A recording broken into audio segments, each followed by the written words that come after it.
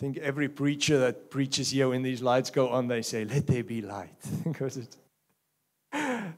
So let that be a reminder for us all that He is the light in our lives. And it's so good seeing you all this morning. Just want to say you are loved. Each and every one of you are loved.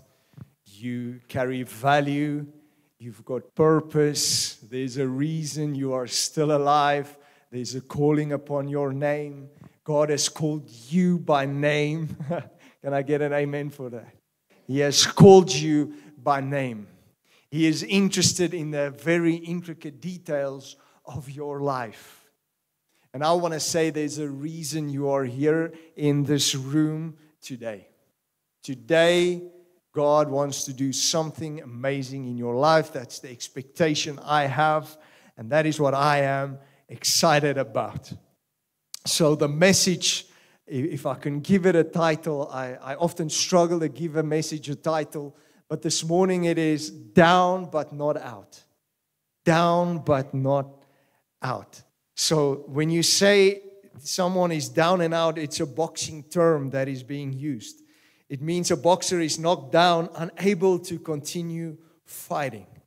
That person has got no more fight left in them. They are down on the canvas, on the floor.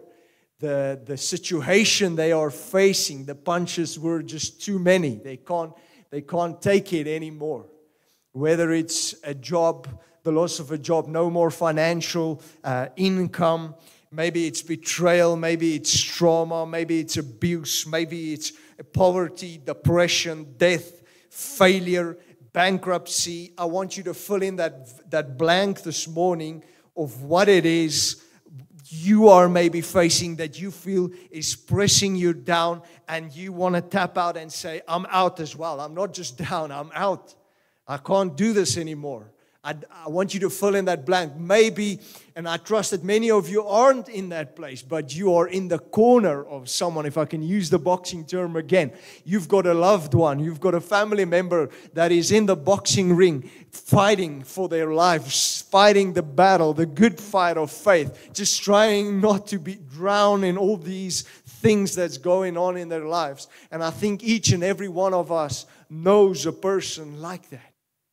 Just think of all the groups we are on, praying for children, praying for someone's healing, praying for someone's financial situation, praying for someone to find a job. Just think of it every single day.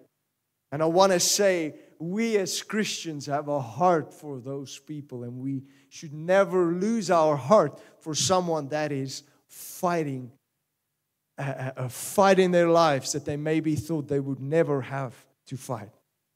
I pray this is a message this morning that is gonna touch your heart and bring healing, just like I read from Psalms 147, that God is gonna heal the brokenhearted today. Whatever caused that heart to be broken, today in Jesus' name, that heart will be broken or will be repaired. Will not be broken again. Hallelujah. God will restore. So I listened, it was a couple of years ago. I struggled with kidney stones.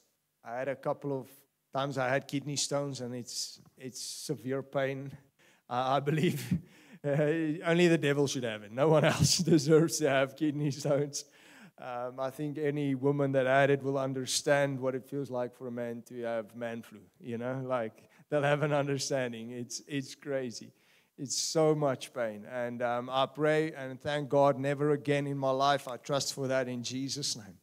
But I remember Chris Valentin speaking of him having kidney stones and the pain that he had. And then he said he understood why so many people are depressed and down and just miserable because of the pain in their bodies they are facing. It gave him an understanding of what someone feels like that's got sickness in their bodies.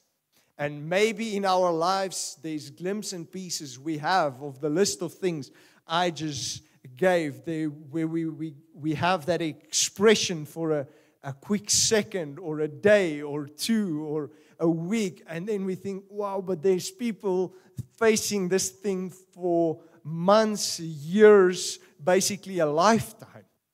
We have experienced a bit of, what can I say, disappointment this last couple of weeks, me and my wife. And it's not even something crazy, but there were days, moments where we were really disappointed. And God just came through and it lifted.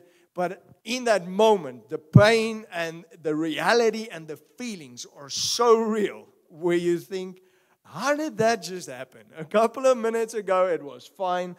News came in and it flipped your life upside down. And you're like, how did this happen? How is this a greater reality than who my God is? How is this a greater reality than the joy I experienced a week ago? How is this a bigger reality right now? And that just brought me to the message this morning. And God just gave me a heart to say and bring the good news for people once again this morning that He understands. He understands and He made a way. He made a way for you. So the Bible has many people that has been through sufferings, through challenges, through pain, through loss. All these things, there are people in the Bible that has experienced these things. I think where the enemy tries to trap our people is if he can make you think that the Word is just fictional with a couple of characters in it, then it's difficult to relate or bring the reality of what happened in the Word into your life. And it feels like no one is understanding because the Word is just a story we tell to kids. But I want to say this morning, it is real. It's real people that face real challenges, real trials, real tribulations in their lives. Therefore, we can read it and it's still alive, still applicable. We know that our fight is not against flesh and blood, but against principalities, demons, and the very same demons that operated in the times of the Bible, what we read, that brought these challenges, that brought these attacks, are the very same demons we are facing today.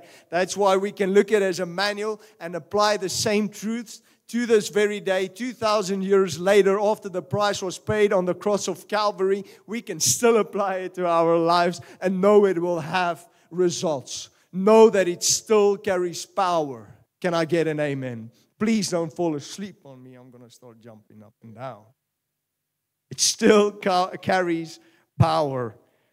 One such character is Joseph. We all know the story of Joseph. But if I can quickly give a recap on that. Joseph had brothers. And he was his father's, Jacob's, favorite son. And the brothers was jealous of Joseph. Joseph, we all know, was a dreamer, and he could interpret dreams. It's a gifting he had and a godly ability God placed on the inside of him. And he had dreams that he shared with his loved ones, his brothers, right? And maybe he shouldn't have shared it because in the dreams, basically, the crux of the story, the punchline of the dreams was that one day his brothers will bow their knees to him. And they were like, listen to this guy. Now even one think he's going to be ruler over us, the people that were jealous of him. And he saw them as his loved ones, his brothers, sharing dreams with him. Like I said, they were jealous of him and they decided they firstly wanted to kill him, but decided, okay, we're going to spare his life, throw him in a pit. And there he was in a pit. Nowhere to go. And many people face themselves in the pit of life where it feels like there's no escape. And like I said, just have this picture. Maybe you have experienced disappointment or betrayal or pain or sickness for a short while where you feel like there was nowhere to go. And this is what Joseph experienced. A bit later, his brothers returned. I'm thinking, surely Joseph was thinking, They came to their senses. They are coming to save me and take me out of this pit and ask for forgiveness and prepare a meal for me or something. I'm sure that is what he was hoping at least they were going to do. But at the end, they actually sold him. So they took him from the pit and they sold him as a slave. So, who sold you? Who cheated, betrayed, mocked, abused you? Perhaps you were the one. Maybe you were the brothers that did the bad act towards others. And I want to say, even for that this morning, that there is grace and there is mercy and there is a price paid that you can be free from the guilt and shame and condemnation, even if you were the brothers at wrong. Joseph lost his family. Life as he knew it changed. He was now a slave in a foreign country. I'm going to read quickly Genesis 39 from verse 2. The Lord was with Joseph, and he was a successful man, and he was in the house of his master, the Egyptian. So even through all these things, God was with him. God made a way, and he was successful. Verse 3. Now his master saw that the Lord was with him, and that the Lord caused all that he did to prosper, succeed in his hand. Can people see Christ in our lives, even if we are in darkness, in a situation we never thought we would find ourselves in? In the new covenant, Christ, it's not only his hand that's upon us, he is in us, and we are in him. Holy Spirit living on the inside of us. How much more do we have the ability to shine in times of darkness? In times in a foreign country when you feel like a slave to someone, to a situation. Can we manifest Christ in that situation and people see the favor of God in our lives? So Joseph pleased Potiphar and found favor in the sight, and he served him as his personal servant. He made Joseph overseer over the house, and he put all that he owned in Joseph's charge. It happened that from the time that he made Joseph overseer in his house, put him in charge over all he owned, that the Lord blessed the Egyptians' house because of Joseph. So the Lord's blessing was on everything that Potiphar owned in that house and in the field. The presence and the anointing we carry and the gifting that is upon our lives and Christ in us will be a blessing to a lost and dying world, even to the people that are at wrong against us. Even the people that are misusing us, mistreated us. The pharaohs you are maybe working for, you are a blessing even to that person because of Christ living on the inside of you. So Potiphar left all that he owned in Joseph's charge. And with Joseph there, he did not need to pay attention to anything except the food he ate. Now Joseph was handsome and attractive in form and appearance. I feel like Joseph many times when I listen to that. Hallelujah. Why are you laughing like that, Les? Was that an amen, Les? You knew I was going to say that. You know me too well, brother. When we spend time together, that's why fellowshipping is so important. Your brothers knows what you're going to say. So, but this very thing, so he was on a high. Potiphar trusted him. He's operating. He's in the kingdom. He's trusted with a lot of stuff. He's good looking, attractive. Things are on a high again. But this very thing became an attack on his life again, where Potiphar's wife wanted to lay down with him, and he resisted.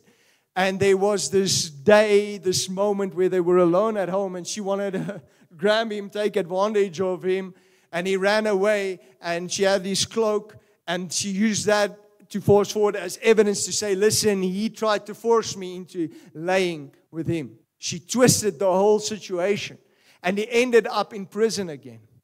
So maybe someone you know, maybe yourself, ended up in prison, but you never did something wrong. Because many times we find ourselves in a prison and we're like, what did I do wrong? Where was an open door? Where did I make wrong decisions in my life? Maybe you didn't. If the Spirit is speaking to you and convincing you otherwise, listen to the Spirit, get rid of that stuff in your life immediately. But otherwise, it's not necessarily always we need to go on a witch hunt when something not of God is knocking at your door. So maybe you did not even do something wrong. And once again, maybe you're listening to this message and it's not applicable to you, but it's for someone else. And I just wanted to stir you up this morning that you've got the truth to bring to that person, to bring freedom for them. So he went from favor with Potiphar to prison, all whilst doing nothing wrong. So whilst in jail, Joseph interpreted dreams of other prisoners. Pharaoh's baker and cupbearer was with him in prison, and they had dreams. So him being in prison didn't stop him from flowing in the gifts that God has given him. Doing what God has called him. The ability that God has given him, even in prison. He didn't stop doing that. And that at the end was his way out. Because later on, Pharaoh had a dream and no one was able to interpret the dream. And then one of these prisoners, I think it was the baker, if I'm not mistaken, said, I remember this guy that was with me in prison. He's able to interpret these dreams. Let's go get him. So Joseph comes out. He interprets the dream. And basically it says there is 7 years coming of plentiful. And then there is 7 years of famine that is coming. This led to him being placed in charge of Egypt, where Pharaoh said, you take charge. You know what's coming. You know what to do. I can see God in you, and that you are speaking the truth. So once again, this roller coaster of up and down in the life of Joseph, but he kept on doing what God called him to do. And I want to say to you this morning, keep on doing what God has placed you on this earth for.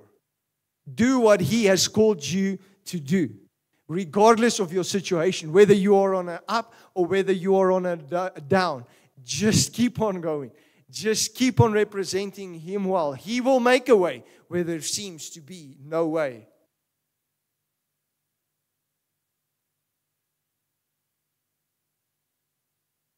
Fast forward, the plan was in place, and eventually the dream that he had, that he thought, what did it even mean, maybe, my brothers bowing before me?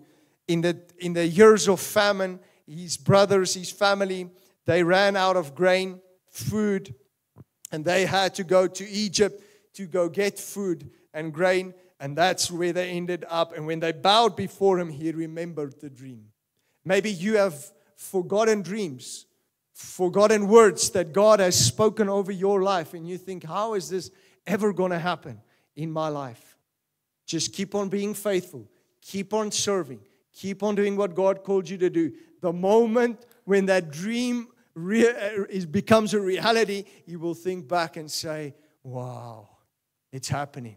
That was godly. But don't sit and ponder in prison. Where's the dream, God? Now you're not operating how God wants you to operate to get to the dream to become a reality in your life. Keep on going. Whether you see that dream happening or not in your life, that word someone has spoken, a word of prophecy you have received, and you were sure that it was from God, and you don't know how the heck is going to happen in your life. Hold on to Christ. Be faithful. Keep on serving.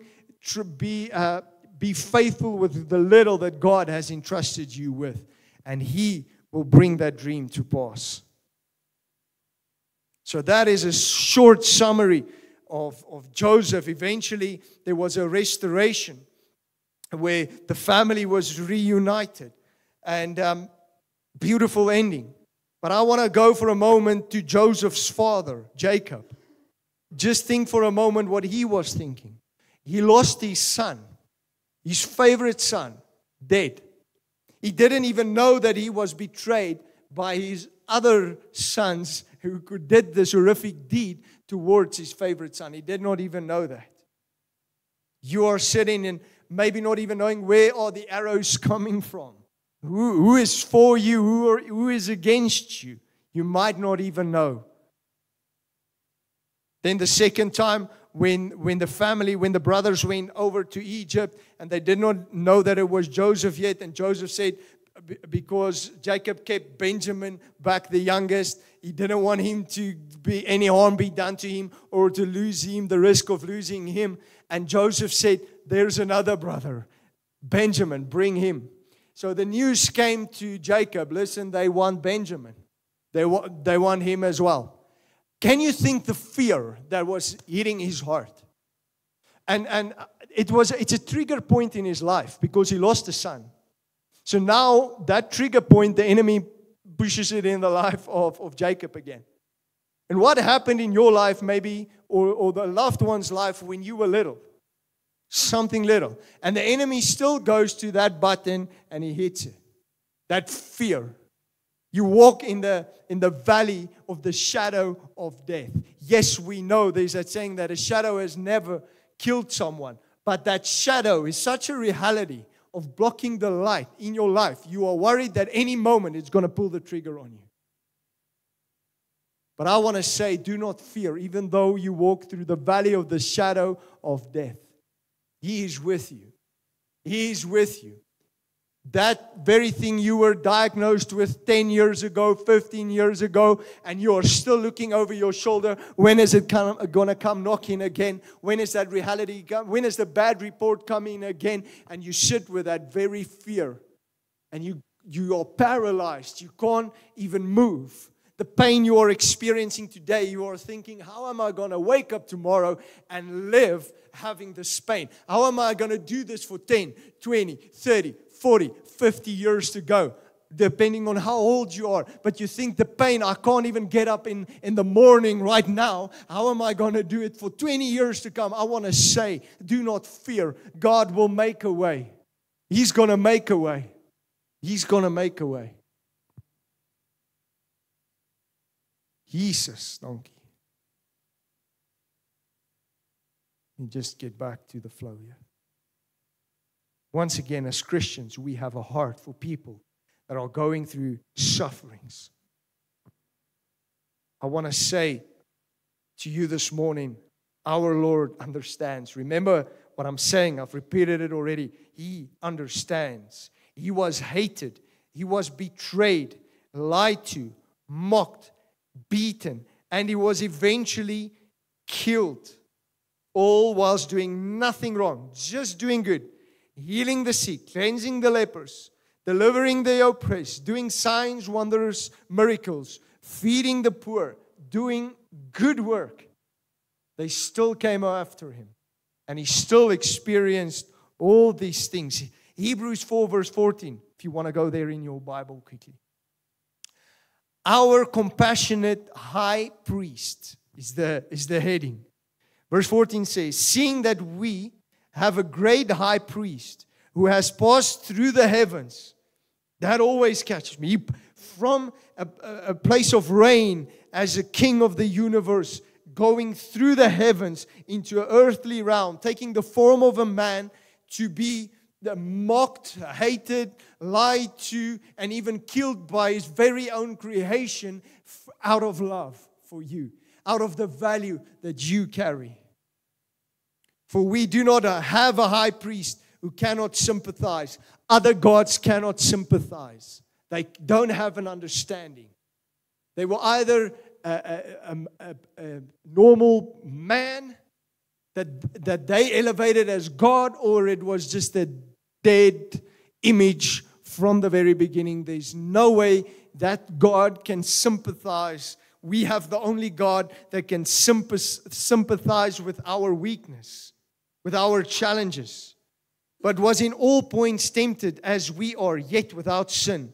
Let us therefore come boldly to the throne of grace, So our response is we come boldly to the throne of grace that we may obtain mercy and find grace to help in time of need. Come boldly to the throne of grace. But the sad truth is when these storms come, when the lies come, when the pain and the deceit comes, many people, instead of going into the throne room with boldness and grace, they run away from God. Because they believed He allowed it. They believed somehow He gave it the okay. And Les did a beautiful message on this very topic. But it is vitally important that we need to know God and do not attribute things in our lives to Him. Because otherwise, the last thing you would want to do is to run boldly into His presence and stay in the shadow of His wings because you feel there's a chance that you might get bitten by that pit bull you spoke of. God walking with a pit bull and say, bite this one, leave that one. Was a beautiful analogy. He's not walking around and saying, oh, you need to get a lesson and you don't and you do. And now you don't want to stay in the shadow of the Almighty and go with boldness into His presence, into His throne of grace and mercy, because just maybe He's going to call down fire and lightning on my life to shake my feathers and to break me down so that He can build me up again. That's not our God. It's a lie from the pit of hell. The enemy comes to kill, steal, destroy. God came so that we might have life more abundantly. Just look at the fingerprints, people. When you minister to someone and they tell you their story, see the fingerprints. It's easy. See the fingerprints. Highlight the fingerprints for that person. That will give them freedom. The moment someone shares with me what they've been through, when they tell me they've lost a child, when they tell me they are bankrupt, I immediately see the fingerprints of the enemy in that, and I bring truth. Maybe they know the truth, or maybe that truth is going to set them free. And all you need to do is give that person an ear and say, I hear what you're saying, but I want you to understand it was never God. Don't stand there and say, surely God has got a plan with this. Yes, He's going to make a way where there seems to be no way. And everything works for the good, for those who love Him. But it's not Him that pulled the trigger. Just understand that. And once again, I'm repeating the beautiful message that Les gave. Go find it on YouTube. What was it called? Your frame, something. Yeah, was it something like, go check it. It was powerful. Powerful message. So I shared a sort of a revelation with Shanae, my wife as well. We often speak about knowing Christ is eternal life. This is what it is all about. The gathering is about His presence. It's getting to know Him better. That's why we have quiet time. That's where we get into the Word, is to get to know Him better. But I had this thought, if we attribute things in our lives to God that was not Him, and we keep on doing that very same thing, and we read the Word, but we still attribute it to God, are we knowing God? Are we knowing God? Or can we maybe stand before Him and say, depart from me, I never knew you. You blamed me for everything. And this is just what I'm sharing from my heart. I understand that Scripture said, I did all these things in your name. I cast it out the devil. And God is going to look at you and say, depart from me. I never knew you, because you operated in the gift, but you never had a relationship with me. But I want to say that even the understanding and how we know God, we can stand before Him. We blamed sickness and disease and all this miserable stuff people are going through and the loss they suffered, and we pointed to Christ. We need to be careful of that. To say, God, where were you? And punching in the air and showing Him our faith. I'm saying, if we truly know Him, we will run with boldness into His presence, knowing that He's going to embrace us. He's going to embrace you. He's crying with you. There's free will in this life. And unfortunately, other people's decisions can have an influence on us. But that cannot make us then doubt God and say, this was you. Do we then know Him? If we know Him, we are going to run and say, God, let's cry together for that person. That's got free will to either choose you or not to choose you. That's got free will if they want to lie to me again. If they want to cheat on me again. God is not controlling that person not to jump in bed with someone else again. He's not controlling them. They've got free choice. But I promise you, it's breaking His heart just as much as it's breaking our hearts when it happens. So now instead of saying, God, where were you? Why didn't you stop it? God, I want to cry with you. Because I know that's where you're going to lift me up. Where things are going to start making sense again. Just close your eyes. Just for a second. I just feel the anointing right now. Father, you know every person that is sitting here or that is listening over this recording to this message. You know them by name. You know everything about them. You knew them even before they were formed in their mother's womb. You knew them, Lord. And Father, I pray that this is the morning of freedom. I pray that this is the morning of revelation, of the power that we carry, God. Christ in us, the hope of glory. To carry the anointing, even though we might not have the understanding of what someone else is facing, we carry the anointing to break that yoke.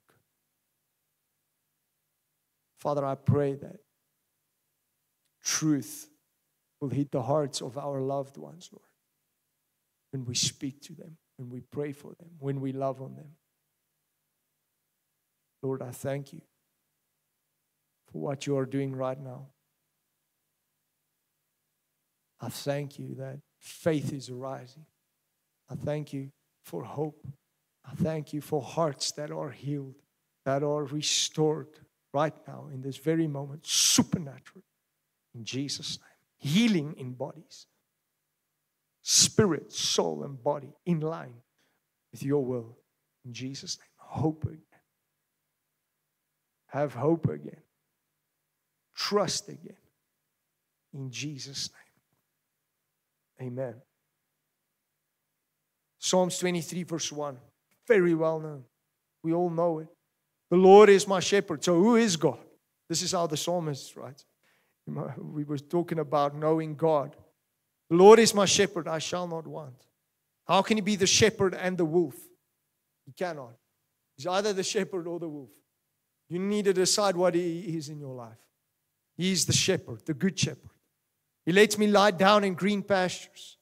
He leads me beside the still and quiet waters. Why would He throw you in the storm or bring the storm to you if He is the one that leads you beside still and quiet waters? See how contradicting it is.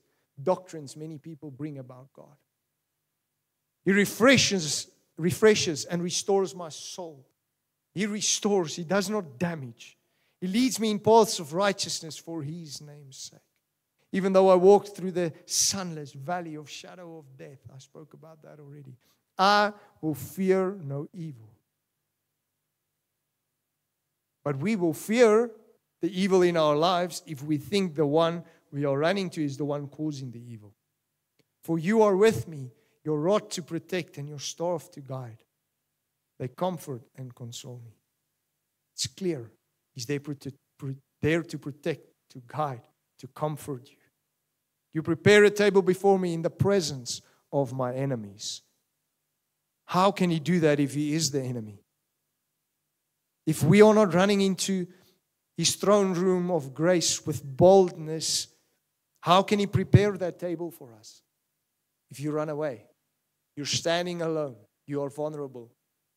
The devil walks around like a roaring lion, looking whom he might devour. He's gonna hit your life hard if you walk away from Christ. That is the only place where you can find shelter and refuge and strength and safety, is in the presence of the Almighty. You have anointed and refreshed my head with oil. My cup overflows. Our cup can only overflow in the presence when we are in His presence. But we don't want to get into His presence but we want to come to church and speak to other on fire, overflowing people so that their cups that's overflowing can sort of fill our cups up. That's not the way to do it. In His presence, we are overflowing. Yes, we don't mind our overflowing cup spilling on the lives of other people, especially for the unbeliever. That is why iron sharpens iron. That is why we gather. That is why we everything we do as if unto the Lord. That is why when we have coffee together, fellowship, we talk about our Lord and our Savior. It's that overflowing cups, and it's beautiful. But we cannot be dependent on the overflowing cup of someone else to fill our cups. Then we are in trouble, because we don't want to go to the source of the overflowing cup, the one that is giving, that is the provider, that is the originator of the overflowing well of life. Surely goodness and mercy and unfailing love shall follow me all the days of my life. And it's difficult to believe that scripture if the pain is real. It's very difficult to say goodness and mercy will follow me the rest of my days when life speaks very hard to us. But once again, through His Spirit, in His presence, He will restore. And I shall dwell forever throughout all my days in the house and in the presence of the Lord. Let's make this our confession to say, God, I will stay in your house, in your presence for the rest of my days. We make that decision today in this church together to say, no matter what, we know the truth. We will stay in the presence and in His house till kingdom come, and then we stay with Him until eternity, forever and forever. We make that decision today. A willing decision we are taking today. Just want to make a bit of a jump. Otherwise, I'm going to take longer than I was. It's always funny how you think, I don't have enough notes. And then you start and you're like, I'm not going to get through my notes. Lord, help me. The attacks of the devil has to stop. It has to stop. We've got a promise. Submit to God, resist the devil, and he will flee from you. Okay? So if the devil is not fleeing from us, we need to have a hard look and say, are we submitted to God, and are we resisting the devil? Maybe we are submitted to God, we go to church, we are up early in the morning, whatever, but we dance to what the devil wants us to dance. We live a life that the devil wants us to live. But hey, we're in church on Sunday, and then we don't understand why the devil is not going away. Hey, pray for me, bind the devil. But I don't understand what's happening. But you're living for the devil, or vice versa. You're not submitted to God, but you're trying to resist the devil in your own power. He's going to stay in your life because you're not submitted to God. It's submit to God, resist the devil, and he will flee from you. Yes, it might take a while. And this morning I want to say, I understand you might be down, but I want to say you are not out. Hear me this morning. You are not out. You are not out. You're just down. There's always that saying, you're in the perfect position for prayer. Okay? Awesome. You're down, but you are not out. And even if you are out, we serve a dead raising God. He's gonna revive you again. Even if you are dead, out for the count, He will revive you in Jesus' name. But you are down. But I also want to say, we should not make it a habitation of being down just because it's okay to be down as a Christian. Because many people, every time, for 20 years, all they'll say is the downness in their lives. Serving God for 20, 30 years, but they're down and depressed. And, there's another attack of the enemy. And he doesn't want to leave me alone. And you won't believe what happened at work. It's the same thing. It's that same devil. He's been chasing me my whole life. Then there's something wrong. Once again, have an honest look at what's going on in your life. Isaiah 40, verse 28. Do you not know? Have you not heard? The Lord is the everlasting God, the creator of the ends of the earth. He will not grow tired or weary, and His understanding no one can fathom. He gives power to the weary and strength to the weak. Even the young grows tired and weary, and the young stumble and fall. But those who trust in the Lord will renew their strength. They will mount up with wings like eagles. They will run and not be weary. They will walk and not faint. God is going to renew your strength. You had strength in the past. You used to operate in the kingdom. You used to take any challenge life brought your way with good strength, but that was that one punch that was just too many in your life. I want to say God is going to renew your strength today in Jesus' name. Today, He will renew your strength.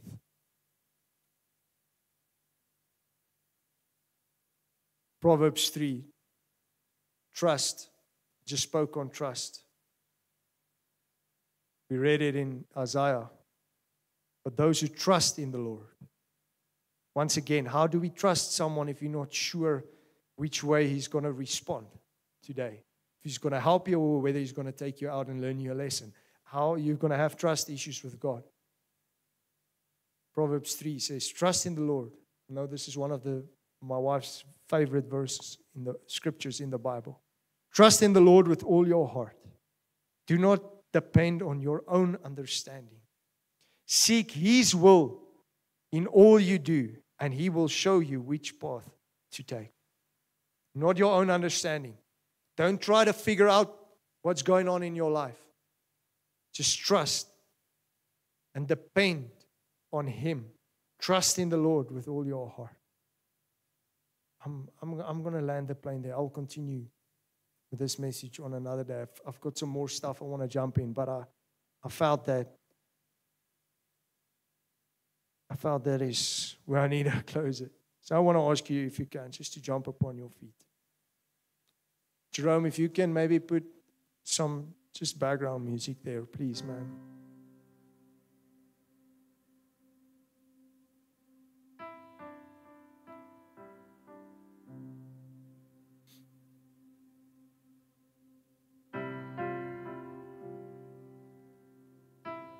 Once you just close your eyes.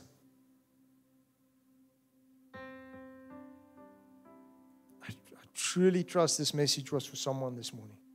Even if it was for one. But I trust it's for even more. And maybe you heard this message now, just like with a dream. Maybe in this week, that's why I heard that message. It's going to make sense in that moment. Or maybe it is for you this morning where you say, listen, Dries, even hearing the message, I'm struggling to take it in. I'm struggling to make it my reality. I'm struggling.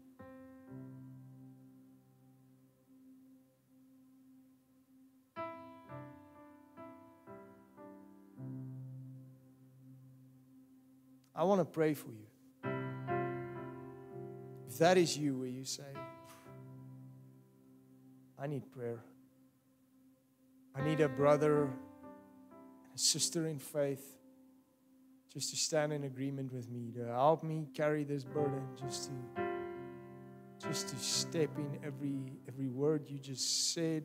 It was maybe a lot, and you're like, I don't even know what to take and what to leave and how to deal with what I'm experiencing.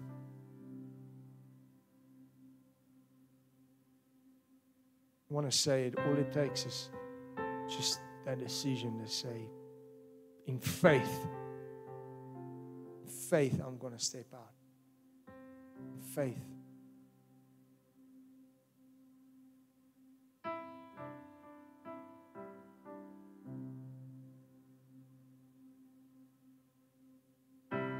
Father, I thank you for your word, that it is sharper than a two-edged sword, cutting through bone and marrow. And this morning, I thank you that lies were broken off. Through your word, I thank you that there is an understanding and a revelation.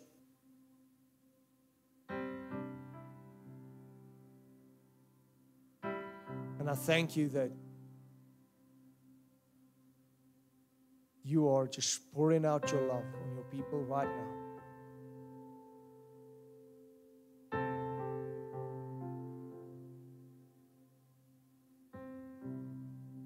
Just put your hand on your heart.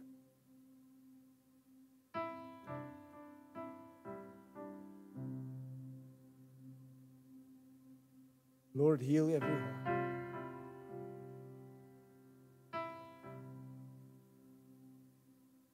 Even unknowing places that was broken, it was damaged by the devil, Lord. Even in us thinking that it was maybe you and that had broken our hearts even more, God, thank you. Firstly, we repent. We say sorry, God, for thinking that you are against us. But we know now that you are for us.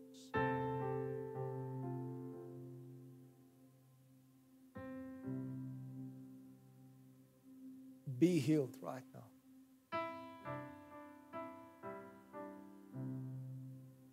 Holy Spirit, I pray that your presence, your tangible presence, will be heavy from this moment in the lives of every person.